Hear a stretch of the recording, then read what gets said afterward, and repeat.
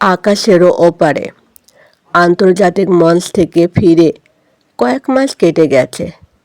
Sky speed এখন শুধু একটি ক্লাব নয়, একটি আন্দোলন। প্রতিদিন নতুন শহর থেকে মেসেজ আসে। কেউ ছাদে শুরু করেছে, কেউ স্কুলের করিডরে, কেউ আবার খোলা মাঠে। কিন্তু আজ ইরার সামনে নতুন চ্যালেঞ্জ।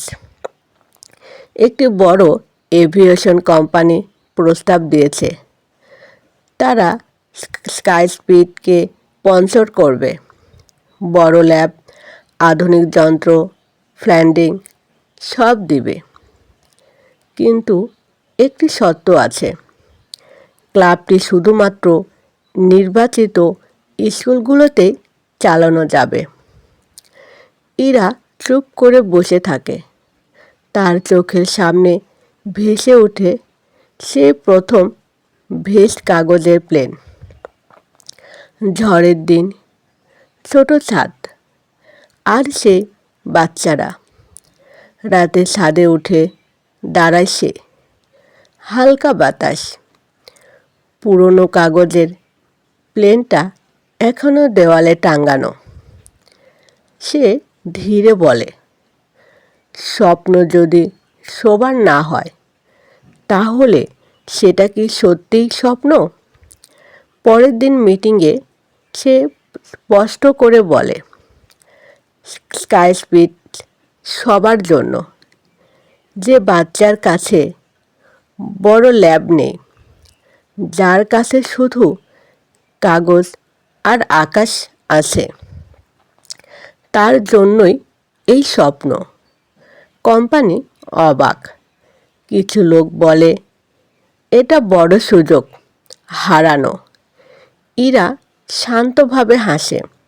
সব সুযোগ বড় নয়, কিছু সিদ্ধান্ত বড়। কয়েক সপ্তাহ পরে অন্য এক আন্তর্জাতিক সংস্থা যোগাযোগ করে। তারা কোনো শর্ত দেয় না, বরং বলে, আমরা চাই এই স্বপ্ন যতদূর পারে ছড়িয়ে যাক।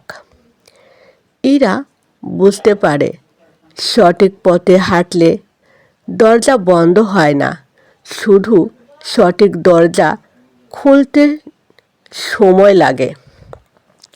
বিশ্বের বিভিন্ন দেশে ছোট ছোট ছাদে বাচ্চারা কাগজের প্লেন ছুঁড়ছে। একটি ম্যাপের ওপর লাল বিন্দু জ্বলছে, নতুন স্কাই স্পিড কেন্দ্র। আকাশ বড় হতে পারে, কিন্তু মন যদি বড় হয়, তাহলে আকাশও সীমা থাকে না।